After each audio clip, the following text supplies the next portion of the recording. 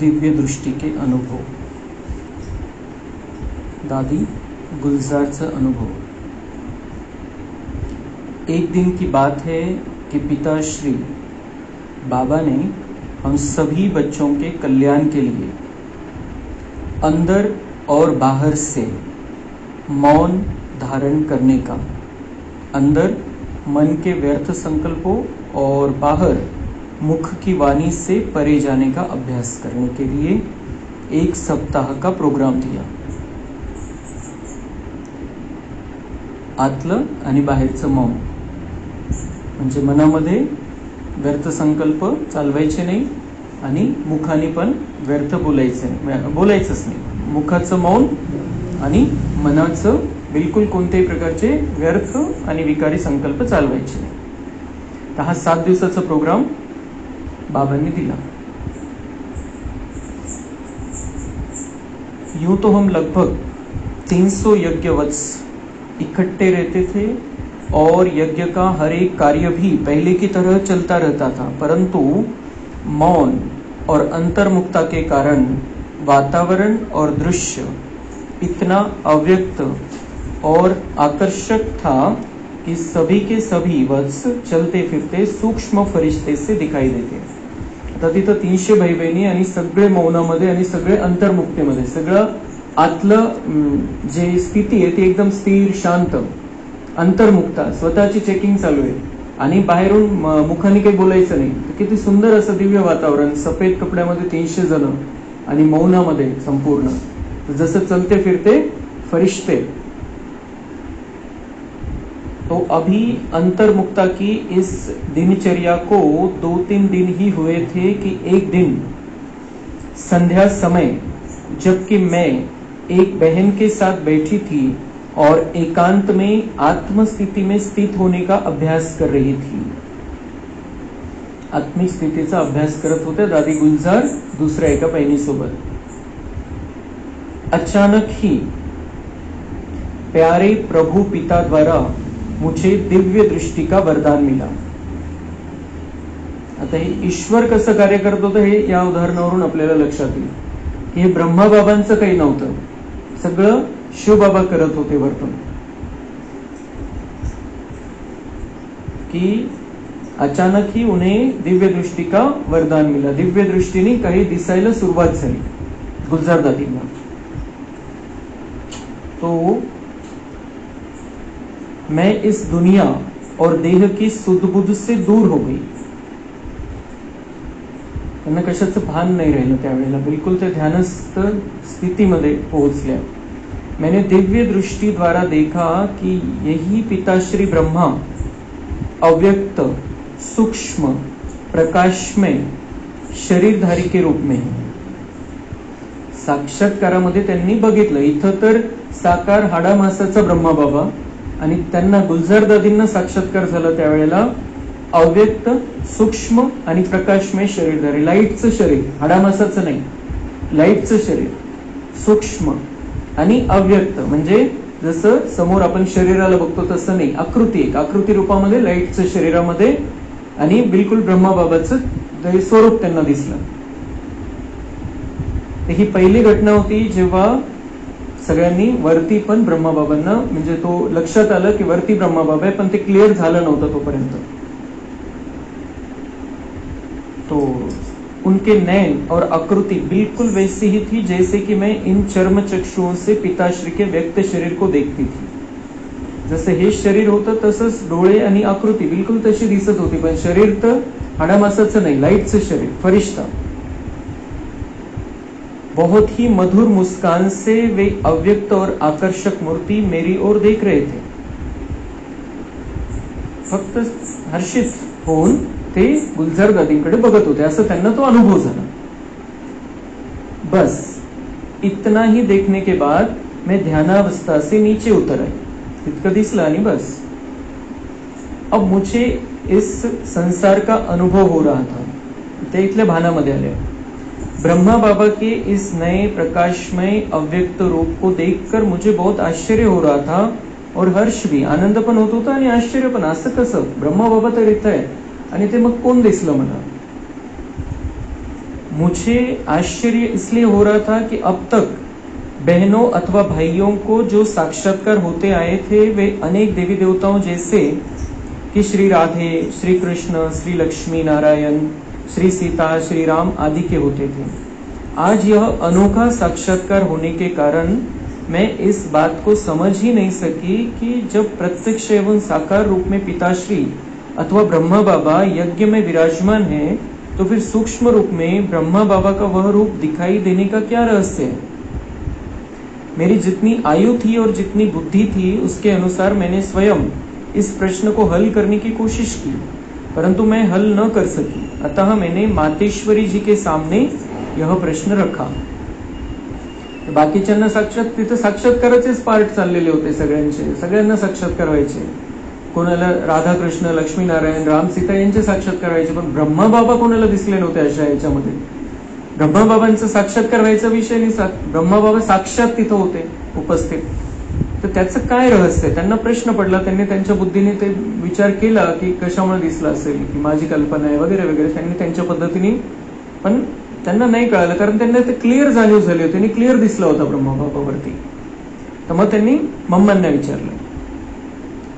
मातेश्वरी यज्ञ माता ने मेरे अनुभव को स्पष्ट रीति समझने तथा मेरे प्रश्न को हल करने के लिए मुझसे कुछ और प्रश्न किए, परंतु अंत में उन्होंने कहा कि पिताश्री ब्रह्मा बाबा को अपना यह अनुभव बताना। त्यांनाही मम्मांनाही समजलं नाही, कारण ही समोर गोष्ट आजपर्यंत आली नव्हती। त्यांनी मम्मांनी त्यांच्या पद्धतीने क्लिअर करायचा प्रयत्न केला, पण त्यांनाही क्लिअर नाही झालं प्रश्न विचारून वगैरे। तर मग ब्रह्मा बाबांना सांगायचं त्यांनी सांगितलं दादींना। जब मैंने पिताश्री को यह अनुभव सुनाया तो वे भी इसे स्पष्ट करने के लिए मनन करने लगे। त्यांनाही माहित नाही, म्हणजे बिलकुल हे क्लिअर लक्षात घ्यायला पाहिजे आपण की हे सगळं कार्य शिवबाबा करवतोय वरतून आणि इथं प्रत्यक्ष डायरेक्ट येऊन। तर ब्रह्मबाबांनाही नाही समजलं असं कसं काय दिसलं असेल माझं ते स्वरूप। उनके हाव भाव से ऐसा लगता था कि वे सोच रहे हैं कि ये क्या कहती है, काय बोलते है, असं ब्रह्मबाबांच्या हावभावावरून असं वाटत होतं, की कारण त्यांना काहीच कल्पना नाही या गोष्टीची। आखिर उन्होंने यही कहा, बच्ची, शिव बाबा परमपिता शिव को कोई रहस्य स्पष्ट करना होगा, इसी कारण उन्होंने यह साक्षात्कार कराया होगा। काहीतरी रहस्य स्पष्ट करायचं असेल म्हणून तुम्हाला हा साक्षात्कार झाला, तुम्हाला दादींना सांगितलं त्यांनी। काहीतरी असेल शिवबाबांचं त्याच्या मागे रहस्य, म्हणजे त्यांना माहित नाही पण काहीतरी रहस्य असेल। तो इसका रहस्य या तो शिव बाबा स्वयं ही आप बच्चों को ध्यानावस्था में बताएंगे या वे मेरे तन में प्रवेश करके स्पष्ट करेंगे। एक तर तुम्हाला ध्यानामध्ये स्पष्ट करतील काय रहस्य याच्या मागे, ब्रह्मा का बरं दिसला, नाहीतर माझ्या शरीरामध्ये जेव्हा प्रवेश होईल तेव्हा ते सांगतील त्याचं कारण। जे बिलकुल हे सेपरेट कार्यक्रम शिवबाबांचा, कोणाकोणाकडून काय काय करून घेतलेलं आहे त्यांनी ब्रह्माबाबांचे, हे आपण लक्षात घ्यायचं। तो सगळं वरती राहून ते त्यांनी जे काही प्लॅन केलेलं आहे त्यानुसार तो सगळं कार्य आजपर्यंत पण करतोय, शेवटपर्यंत त्याचं हे कार्य चाललेलं आहे। म्हणजे करण करावनहार शिव बाबा है। अगर आप फिर ध्यानावस्था में जाओ और फिर उन्हें देखो तो आप ही उनसे परिचय पूछ लेना। तर पुढच्या वेळेला ध्यानामध्ये गेल्यानंतर जर तुम्हाला ते दिसले तर ब्रह्मा बाबा म्हटले त्याला परिचय तूच विचारून घे कि कौन है नेमकं। तो वह दिन बीत गया। दूसरे दिन संध्या समय जब मैं आत्मस्थिति का अभ्यास कर रही थी तो मुझे ऐसे लगा कि कोई मुझ आत्मा को अव्यक्त रीति से आकर्षित कर रहा है। कोणीतरी खेचत होतं त्यांना गुप्त अव्यक्त रीतीने। मैं फिर ध्यानावस्था में चली गई और मुझे फिर साक्षात्कार हुआ। आपण ही कहाणी अशी ऐकायची, आपण जसं तिथं होतो समोर चित्र बघतोय, जसं जसं वर्णन होतंय कहाणीमध्ये बिलकुल आपण ते दिवस आठवे, त्या दिवसामध्ये पोहोचायचं आपण आणि ते व्हायब्रेशन कॅच करायचे त्यावेळेची। तो मैं ध्यानावस्था में चली गई, मुझे फिर साक्षात्कार हुआ। ठीक उसी समय लगातार 7 दिन मुझे दिव्य साक्षात्कार होते रहे। पिताश्री ने मुझे कह रखा था कि उनका परिचय पूछना, अतः मैंने पूछने का साहस किया। एक दिवस हिम्मत केली आणि विचारलं। मुझे याद है कि मैंने उनसे पूछा था, क्या आपका पूरा परिचय प्राप्त करने का सौभाग्य मुझे मिल सकता है? तुम्ही नेमकं कोण आहे, कोण दिसतंय मला? तो वे अव्यक्त रीति से बोले, बच्ची, मैं उस ही साकार ब्रह्मा की संपूर्ण मूर्ति अव्यक्त ब्रह्मा हूं। ब्रह्मा की साकार ब्रह्मा की संपूर्ण मूर्ती, जी बाबा संपूर्ण बनल्यानंतर जसे होणार आहे तो तिथे रेडी आहे, ती अव्यक्त रूपामध्ये फरिश्ता स्वरूप त्यांचं तयार होतं तिथं। आणि मग पुढे चालून बाबांनी कसा पुरुषार्थ केला, मग हे बाबांना जेव्हा कळालं हे की ती माझी संपूर्ण स्वरूप आहे, मग बाबा बऱ्याच वेळेला या दादींना दीदींना वरती पाठवायचे आणि बघून या आता माझ्यामध्ये आणि त्याच्यामध्ये किती फरक आहे, माझ्यामध्ये आणि त्याच्यामध्ये किती फरक आहे, कारण त्या लेवल पर्यंत बाबांना पोहोचायचं होतं। आता मी कुठपर्यंत पोहोचलेलो आहे। तर तसंच बाबांनी आपल्याला पण सांगितलेलं आहे की तुमचं पण संपूर्ण फरिश्ता स्वरूप तिथं आहे। सूक्ष्मवतनमध्ये सगळ्यांचं आपण ज्या लेवलला पोहोचणार आहे त्या लेवलचं फरिश्ता स्वरूप तिथं विराजमान आहे आपलं। तर त्या लेवल पर्यंत पोहोचण्यासाठी आपल्यालाही पुरुषार्थ करायचा आहे। ऑटोमॅटिक ड्रामा म्हणून होणार नाही, आपल्याला पुरुषार्थ करून त्या लेवलला पोहोचायचं। जसं आता ब्रह्मबाबांना कळालं होतं की माझं ते संपूर्ण स्वरूप आहे आणि ज्ञान काय सांगतं की ड्रामा फिक्स आहे। बाबांनी ते संपूर्ण स्वरूप माहीत करून घेतलं होतं, मी असा बनणार आहे म्हटल्यावर, ड्रामा आहे म्हटल्यावर काहीच पुरुषार्थ करायची गरज नव्हती, पण ड्राम्यामध्ये पुरुषार्थ नोंदलेला आहे आणि त्यानुसार ब्रह्माबाबांनी आपला पुरुषार्थ केला आणि पुन्हा त्या स्थितीपर्यंत पोहोचले। तर तसंच आपल्याला पण ड्रामा म्हणून बसून नाही राहायचंय, आपल्याला पुरुषार्थ करायचा है। तो इस प्रकार परिचय मिलने के बाद फिर तो प्रायः उनसे अव्यक्त मिलन होता रहा और वे अव्यक्त मूर्ति ईश्वरीय ज्ञान के कई गहन रहस्य स्पष्ट करते रहे। उन्होंने मुझे सूक्ष्म लोक का अर्थात इस मनुष्य लोक के सूर्य और तारांगन के भी पार जो लोक है उसका भी साक्षात्कार कराया। मैंने दिव्य दृष्टि द्वारा ब्रह्मापुरी, विष्णुपुरी और शंकरपुरी को देखा, ब्रह्म तत्व का भी साक्षात्कार किया। बिलकुल आपण जसं आपल्याला ज्ञान आहे आणि त्या आधाराने आपण ती चित्र बघतो की सूक्ष्म वतन कसं आहे, सफेद प्रकाशाची दुनिया आहे, मग परमधाम कसं आहे त्याच्याही वर आहे लाल सोनेरी प्रकाशाची दुनिया। आपल्याला हे ज्ञान दिलेलं आहे आणि म्हणून त्या ज्ञानाच्या आधाराने आपण बुद्धीच्या सहाय्याने ते बघतो चित्र। पण दादींनी ते स्पष्टपणे तिथं जाऊन बघितलं जसं।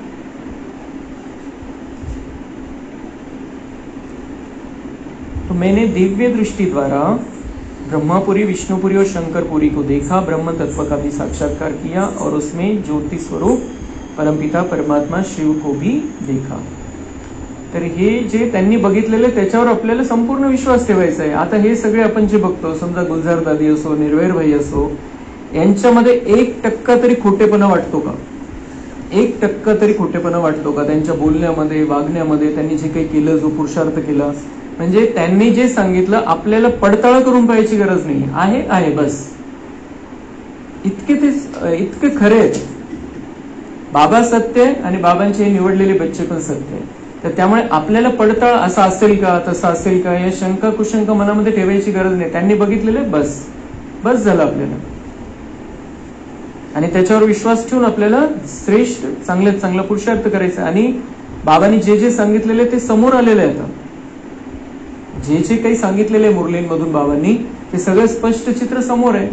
जे काही होतंय आज ते सगळं बाबांनी वर्णन केलेलं आहे। तिथपर्यंत दुनिया येऊन पोहोचलेली आहे। आता जे पुढचं होणार आहे ते पण जे बाबांनी सांगितलेले त्यानुसार होणार आहे। जे यांनी बघितलं, त्यांनी सांगितलं, जे साक्षात्कारामध्ये ते सगळं सत्य मानून, बाबांनी जे मुरलीमध्ये सांगितलेले ते सगळं सत्य मानून आपल्याला संपूर्ण पुरुषार्थ, आपल्याला बिलकुल पश्चातापाची वेळ नाही येऊ द्यायची की आपल्याला हे सगळं कळालं होतं पण आपण नाही केला पुरुषार्थ। ती पश्चातापाची वेळ आपल्यावरती यायला नाही द्यायची।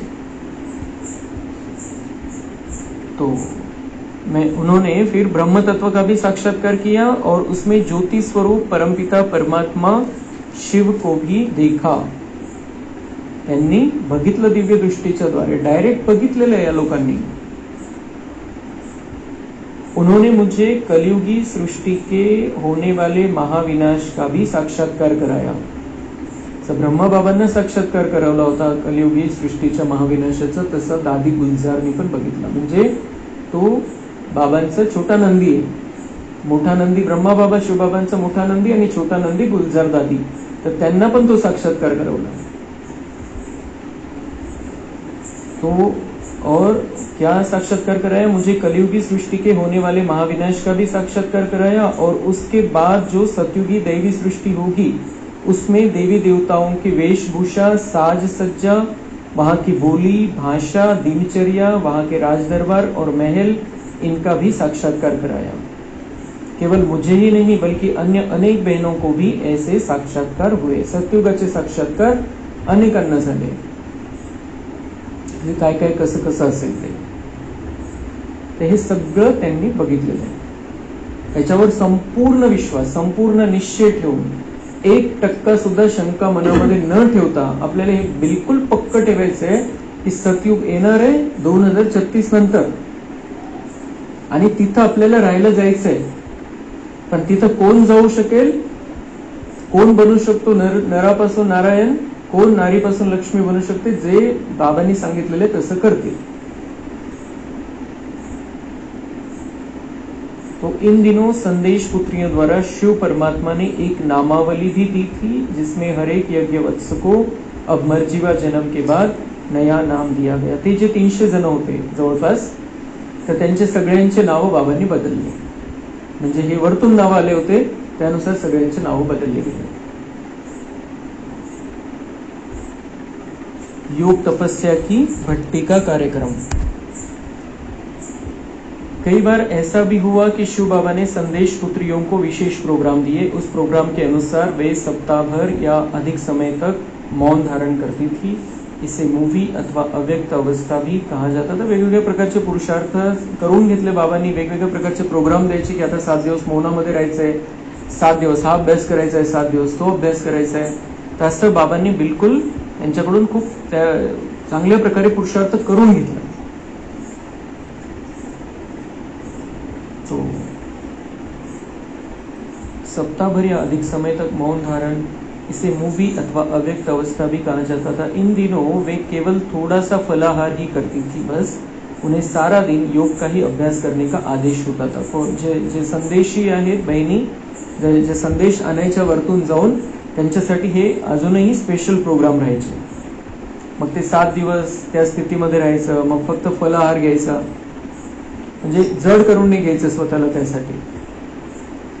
वे प्रातः बहुत जल्दी उठकर योग का अभ्यास प्रारंभ करती थी और तब से लेकर दिन भर योग तपस्या में ही रहती थी. प्रातः अमृत वेले जब परमपिता परमात्मा शिव परमधाम से आकर प्रजापिता ब्रह्मा के मुख द्वारा ईश्वरीय ज्ञान देते थे, जिसे यहाँ ज्ञान मुरली भी कहा जाता था, तब वे भी ज्ञान सुनती थी और दिन भर में नित्य कर्म आदि के अतिरिक्त अन्य किसी कर्म की ओर बुद्धि न लगाकर वे योग तपस्या में ही अचल रूप से रहती थी. तर जे संदेश आले ते खूप क्लिअर यायचे. त्याच्यामुळे त्यांच्याकडून बाबा अभ्यास करून घ्यायचा, त्यांची स्थिती बनवायचा, आणि त्यामुळे मग त्या क्लिअर संदेश कॅच करायचे की बाबांना काय सांगायचं आता.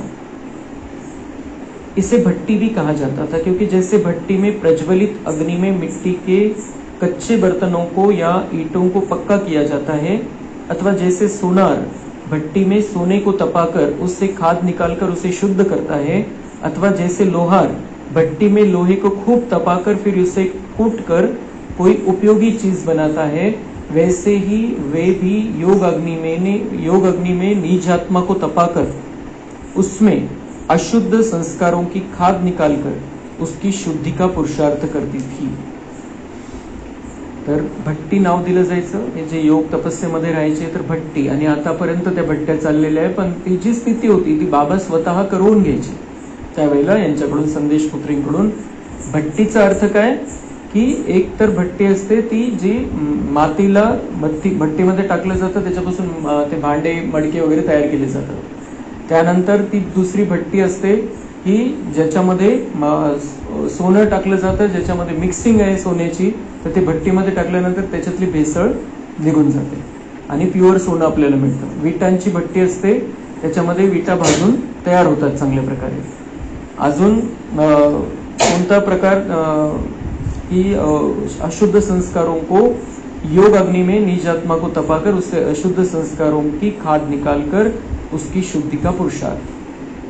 तो इसी प्रकार वो जैसे भट्टी में ये सारी चीजें होती है, शुद्ध हो जाता है सब कुछ, तप कर तैयार हो जाता है, वैसे ही ये सब योग और तपस्या से तप कर निखार रही थी अपने आप को, अपने अंदर के अशुद्ध संस्कारों को भस्म कर रही थी. आपल्यामध्ये जी भेसळ झालेली आहे त्याला काढून टाकत होत्या त्या. आणि तसंच आपल्याला पण आता कंटिन्यू योग भट्टीमध्ये राहायचं, असं समजायचं आपण भट्टीमध्ये, आणि आपल्यामध्ये जी अशुद्धता आहे त्याला काढत राहायचंय. बाबांकडून ती अग्नी, जी योग मध्ये अग्नी करंट निर्माण होईल, तो करंट आपल्यामध्ये घ्यायचा आहे आणि आपल्यामध्ये जी काही अशुद्धी आहे, जे काही व्यर्थ आहे, जे काही विकार आहे, ते सगळे समाप्त करून टाकायचे. वे परिपक्व आत्मिक स्थिति प्राप्त करने के लिए अभ्यास करती थी. वे स्वयं को प्रभु की लगन रूपी अग्नि में तपाकर अपने तथा संसार के लिए उपयोगी अर्थात कल्याणकारी बनने के लिए ये साधना करती थी. कशासाठी? स्वतःसाठी आणि संसाराच्या संपूर्ण उपयोगामध्ये येण्यासाठी ही साधना त्यांची चाललेली होती. इस अभ्यास से उन्हें देहभान से न्यारापन अनुभव होता था. वे स्वयं को वायु के समान हल्की अथवा फरिश्ते के समान दिव्य, अलौकिक, हर्षयुक्त, पवित्र, प्रकाशयुक्त एवं अव्यक्त महसूस करती थी. इसे ही अव्यक्त स्थिति अथवा विदेह स्थिति का अनुभव कहा जाता था. हे जे त्या अभ्यास करायच्या, तसाच आपल्याला पण अभ्यास करायचा आहे. आपल्याला पण योग अग्नीनी स्वतःतले विकार भस्म करायचे. या अभ्यासाचा परिणाम काय होतो? दिव्य, अलौकिक, फरिश्ते के समान, हर्षयुक्त, पवित्र, प्रकाशयुक्त, ऐसी हमारी स्थिति हो जाएगी. बिलकुल आपण आनंदामध्ये राहू, पवित्र स्थिती होऊन जाईल. जसं दुसऱ्यांना असा अनुभव होईल आपल्याद्वारे की हे लाईटचं शरीर आहे, हाडामासामध्ये बुद्धी जाणार नाही, असं आपल्याला आता योग अग्नीमध्ये तापवायचंय स्वतःला आणि स्वतःला शुद्ध बनवून घ्यायचंय. तर त्यासाठी आपण पण 7-7 दिवसाचा अभ्यास घ्यायला पाहिजे, काही ना काही.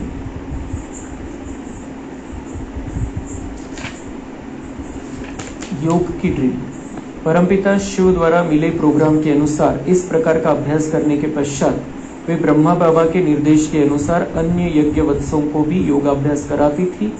अपने प्रभाव क्षेत्र में अर्थात अपने सामने बिठाकर, लक्ष्य समझाकर तथा योग विधि स्पष्ट करके उन्हें अपनी आत्मिक दृष्टि की सहायता देकर योगस्थ करती थी. फिर वो वत्स स्व स्थानों पर जाकर भी इसका अभ्यास करते रहती.